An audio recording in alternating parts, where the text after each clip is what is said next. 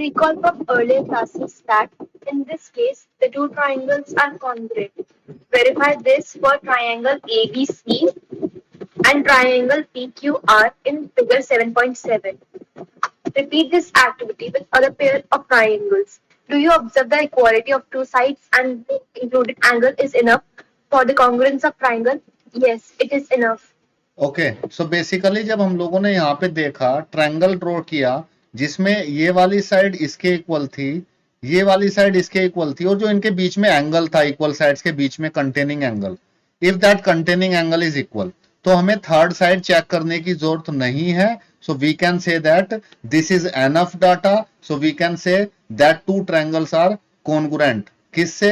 अगर दो side equal हो गई ट्रायंगल्स की और उन साइड्स का कंटेनिंग एंगल इक्वल हो गया, in that case we can say that two triangles are congruent, right. So हमें यहां से थ्योरम हमें ऑब्टेन्ड हुई. Look at this theorem here written on the screen. Shivansh Sharma, could you please read this theorem? Yes, sir. Axiom. This is the axiom 7.1. Okay, sir. Okay, sir. Axiom 7.1.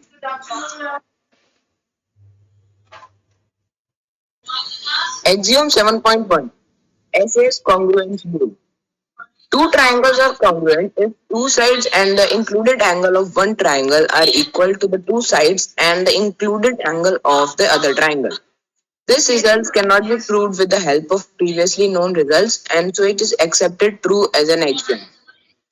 Okay so basically ये axiom है. ये axiom क्या बताता है हमें? अगर किसी भी ट्रायंगल की दो साइड इक्वल हैं, किन्हीं भी दो ट्रायंगल्स की, और इंक्लूडेड एंगल अगर इक्वल है, so in that case we can say that two triangles are congruent. So what does it mean? So if I draw the two triangles, मैं दो ट्रायंगल यहाँ पे ड्रॉ करता हूँ.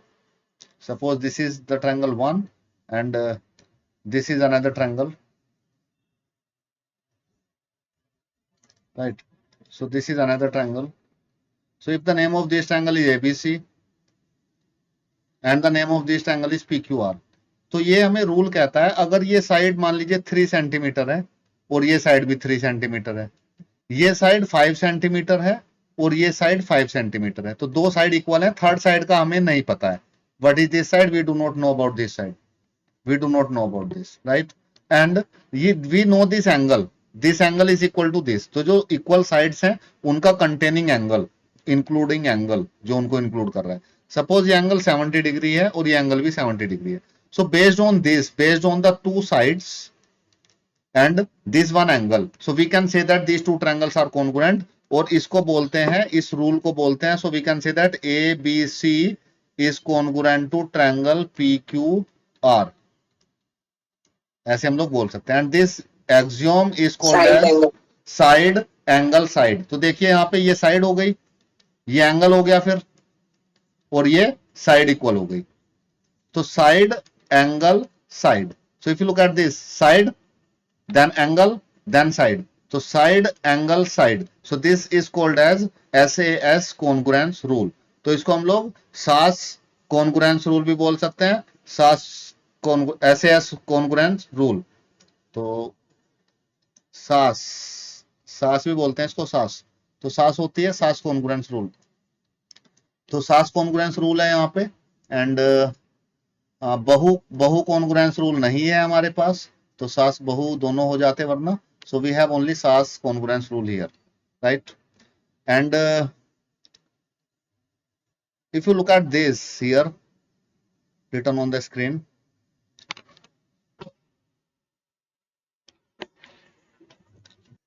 Notice that the two triangles are not congruent.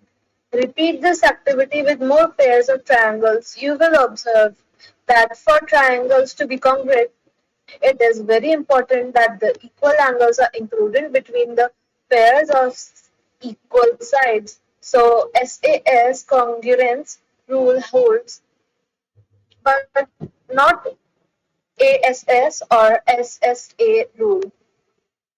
Next, try to construct the two triangles in which two angles are 60 degree and 45 degree, and the side included made between these angles is 4 centimeter. Okay See in figure 7.11. Okay, so यहाँ पे बहुत important चीज इस point में इन्होंने बताई है, SS congruence rule hold करता है, बट एएसएस कॉन्ग्रुएंस रूल नहीं होता है कुछ भी, और एसएसए भी कॉन्ग्रुएंस रूल नहीं होता है। So what does it mean, let me explain this thing to you. What is, SAS exist करती है, सास एग्जिस्ट करता है, एसएस कॉन्ग्रुएंस रूल एग्जिस्ट करता है, बट एएसएस और एसएसए एग्जिस्ट नहीं करता है। This is a very important thing. Let me explain this with the help of the figure to you. एक मैं ट्रायंगल यहां पे बनाता हूं, सपोज ये एक ट्रायंगल है, एक अनदर ट्रायंगल है, right. Suppose this is triangle ABC and this is triangle PQR. तो सास रूल क्या होता है, अगर ये 3 है ये 3 होना चाहिए, ये 4 है तो ये 4 होना चाहिए। अब जो एंगल है, एंगल जो है जो इक्वल साइड्स के बीच में, तो एस कैसे बनेगा देखिएगा, ध्यान दीजिएगा इस पे, एस ए एस। तो पहली साइड ठीक है, फिर एंगल, फिर ये वाला एंगल, ये आ गया एंगल, एंगल हो गया ठीक है, साइड हो गई, फिर एंगल हो गया, फिर ये वाली साइड, तो ये हो गया एस ए एस ठीक है, जिसमें एंगल दोनों साइड के बीच में आ रहा है। एंगल कहां पे आ रहा है सास में, दोनों साइड्स के बीच में। तो जो दोनों इक्वल साइड्स हैं उनके बीच में अगर एंगल इक्वल है, ये वाला, ये अगर मान लीजिए 50 डिग्री है तो ये वाला 50 डिग्री है, तो ये रूल बोलेंगे सास, और ये होता है ठीक है। अब कौन सा नहीं होता है, एएसएस नहीं होता है। एएसएस का मतलब क्या है, अगर हम लोग किसी भी ट्रायंगल की 2 साइड इक्वल है और एक एंगल इक्वल है, तो वो ट्रायंगल कॉन्ग्रुएंट होता है, ऐसे हम लोग बता सकते हैं। लेकिन कब, जब वो ऐसे एस हो, जब वो एंगल जो है वो एंगल उन दोनों इक्वल साइड्स के बीच में आता हो। अगर बीच में नहीं आएगा तो क्या होगा, देखिए अब मैं बताता हूं आपको। एएसएस बताता हूं पहले। एएसएस कोई भी कॉन्ग्रुएंस रूल नहीं होता है। अब मैं एक ट्रायंगल यहां पे बनाता हूं, ये बड़ा इंपॉर्टेंट पॉइंट है इसमें, तो वेरी इंपॉर्टेंट पॉइंट, इसको बहुत ध्यान से समझना पड़ेगा आपको।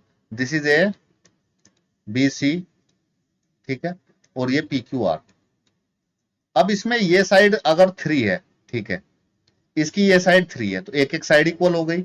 ये साइड इसकी 4 है और ये साइड इसकी भी 4 है, तो दो साइड इक्वल हो गई ठीक है। और ये एंगल इसका मान लीजिए 70 डिग्री है और इसका ये एंगल 70 डिग्री है, तो क्या ये ट्रायंगल कॉन्ग्रुएंट होंगे?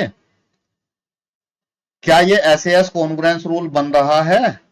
नहीं बन रहा है। कैसे, देखिए यहां पे साइड है ठीक है, पहले साइड आ गई, फिर घूम के आ रहे थे हम इधर से आ रहे हैं हम, साइड आ गई, फिर इसके बाद क्या आया, फिर साइड आ गई, फिर क्या आया, फिर इसके बाद फिर एंगल आया, तो ये हो गया एस एस ए। ये भी कोई रूल नहीं होता है, पहले साइड एंगल हुआ है ठीक है, तो साइड एंगल। अगर आप इधर से घूम के आते हैं, पहले अगर आपने एंगल ले लिया, ए ले लिया 70 ठीक है, एंगल के बाद क्या आया, एंगल ले लिया, फिर क्या आई, साइड आई इक्वल, फिर क्या आई, फिर साइड आई इक्वल, तो हो गया एएसएस। ये भी कोई कॉन्ग्रुएंस रूल नहीं होता है। होता क्या है, बेसिकली ये जो एंगल है, ये एंगल वाला इक्वल होना चाहिए, इन दोनों के बीच वाला एंगल, ये वाला एंगल इक्वल होना चाहिए, तब क्या रूल बनेगा, एस ए एस, सास। तो केवल सास होगी, मैं बोल रहा हूं केवल सास होगी, ये नहीं होगा कुछ भी। जब सास है तो और कोई नहीं होगा यहां पे ठीक है। सास बनती है 2 साइड से और एक एंगल होता है ठीक है, साइड में, सास में 2 साइड होती है और एक एंगल, वो जो एंगल है वो दोनों साइड्स के बीच में ही होना चाहिए, तभी सास एंगल एग्जिस्ट करता है, केवल सास होता है, एएसएस नहीं होता। ये एंगल इन दोनों के बीच में नहीं आ रहा है और ये एंगल बाद में आ रहा है, ये पहले आ रहा है। I hope this thing is clear to you. If any question you can ask. ये चीज आपको समझ में आई? Yes, sir. Yes, sir. Okay. So there is no ASS similarity criteria, SSS congruent rule, ऐसा कोई भी रूल नहीं होता। तो ये अभी क्वेश्चंस में हम लोग कई बार गलतियां हो जाती हैं हम लोग, तो हम लोग एएसएस कॉन्ग्रुएंट रूल से बोल देते हैं कि है। एएसएस कोई रूल नहीं होता, एस एस ए कोई रूल नहीं होता, कौन होता है? केवल सास। ठीक है, सास, इसको हम लोग सास कॉन्ग्रुएंट रूल बोल सकते हैं। सास बोले या ऐसे एस बोले आप, सास कॉन्ग्रुएंस रूल, राइट। तो ये सास इसको सर, मैं बोल रहा हूँ। यस सर अगर इसका उल्टा हो सर, मतलब सर अगर एंगल्स जो है वो उधर है और बीच में एक साइड हो तो बनता है। एंगल है और बीच में साइड है, वो भी कॉन्ग्रुएंट रूल होते हैं। We will discuss that also after this, we will discuss that rule. So this is the second rule. पहला कौन सा पढ़ा था हमने? तीनों साइड इक्वल हैं, S S S congruence rule. दूसरा रूल कौन सा आ गया? सास। तो ये सास मतलब साइड एंगल साइड, ये सास बहू वाला सास नहीं है।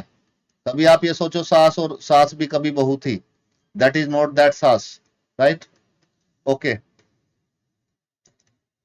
so I think it's time up. Rest of the thing we will discuss in the next class. So that's all for today. Thank you all for joining. Thank you, sir. Have a great day ahead. Okay. Thank you, sir.